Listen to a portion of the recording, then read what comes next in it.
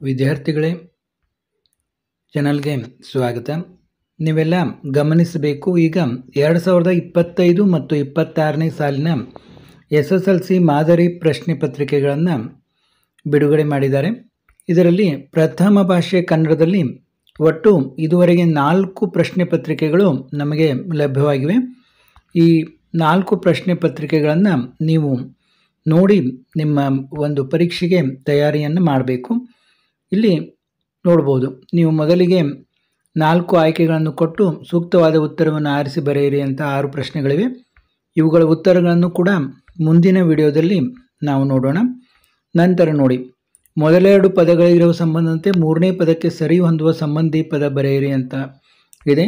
ಇದು ನಾನು ತೋರಿಸ್ತಾ ಇರೋದು ಮಾದರಿ ಪ್ರಶ್ನೆ ಪತ್ರಿಕೆ 1. ಈಗ ಉಳಿದ ಪ್ರಶ್ನೆ ಪತ್ರಿಕೆಗಳನ್ನು ಈಗ ನೋಡೋಣ ನಾವು. ನೋಡಿ, ನಂತರ ಕೆಳಗಿನ ಪ್ರತಿಯೊಂದು ಪ್ರಶ್ನೆಗಳಿಗೆ ಒಂದೊಂದು ವಾಕ್ಯದಲ್ಲಿ ಉತ್ತರ ಬರೆಯಿರಿ ಅಂತ 7 ಪ್ರಶ್ನೆಗಳು ಇವೆ. ನೋಡಿ, ಎಲ್ಲ ಕಂಪಲ್ಸರಿ ಇವೆ, ಇಲ್ಲಿ ಯಾವುದೇ ಒಂದು ಆಯ್ಕೆ ಇಲ್ಲ. ನಿಮಗೆ ಪ್ರಶ್ನೆಗಳು ಹೇಳಿವೆ, ಇಲ್ಲಿ ಮಾರ್ಕ್ಸ್ ಕೂಡ ಹೇಳಿದೆ, ಒಂದೊಂದಕ್ಕೆ ಒಂದೊಂದು ಅಂಕ. ಇಲ್ಲಿ ನಿಮಗೆ 4ನೇ ಇದರಿಂದ ಕೆಳಗಿನ ಪ್ರಶ್ನೆಗಳಿಗೆ 3 ಅಥವಾ 4 ವಾಕ್ಯಗಳಲ್ಲಿ ಉತ್ತರ ಬರೆಯಿರಿ.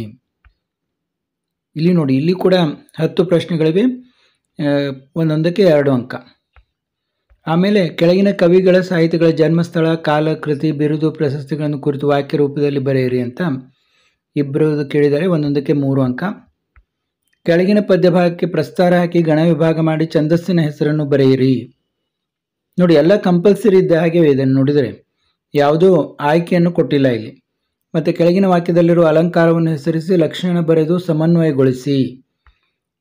ಇಲ್ಲಿ ಮಾತ್ರ ಕೆಳಗಿನ ಗಾದೆಗಳಲ್ಲಿ ಯಾವುದಾದರೂ ಒಂದನ್ನು ಗಾದೆಯ ಮಹತ್ವದೊಂದಿಗೆ ವಿಸ್ತರಿಸಿ ಬರೆಯಿರಿ. ಇಲ್ಲಿ ಮಾತ್ರ ಅಥವಾ ಅಂತ ಕೇಳಿದ್ದಾರೆ.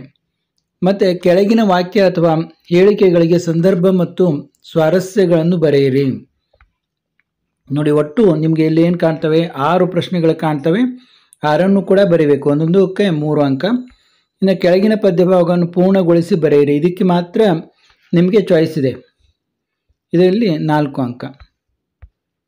ಇನ್ನು ಕೆಳಗಿನ ಪದ್ಯಭಾಗವನ್ನು ಓದಿ ಅರ್ಥ ಮಾಡಿಕೊಂಡು ಅಡಕವಾಗಿರುವ ಮೌಲ್ಯವನ್ನು ಆಧರಿಸಿ ಸಾರಾಂಶ ಬರೆಯಿರಿ. ಇದಕ್ಕೆ ನೋಡಿ 4 ಅಂಕ ಇದೆ. ಇನ್ನು ಕೆಳಗಿನ ಪ್ರಶ್ನೆಗಳಿಗೆ 8 ಅಥವಾ 10 ವಾಕ್ಯಗಳಲ್ಲಿ ಉತ್ತರ ಬರೆಯಿರಿ. ಇಲ್ಲಿ ಮಾತ್ರ ನಿಮಗೆ ಚಾಯ್ಸ್ ಕಾಣ್ತಾ ಇದೆ, 41 ಮತ್ತು 42ನೇ ಪ್ರಶ್ನೆಗೆ. ಆಮೇಲೆ ಕೆಳಗಿನ ಗದ್ಯ ಭಾಗವನ್ನು ಮನಸ್ಸಿನಲ್ಲಿ ಓದಿಕೊಂಡು ಕೊಟ್ಟಿರುವ ಪ್ರಶ್ನೆಗಳಿಗೆ ಉತ್ತರ ಬರೆಯಿರಿ ಅಂತ ಕೊಟ್ಟಿದ್ದಾರೆ.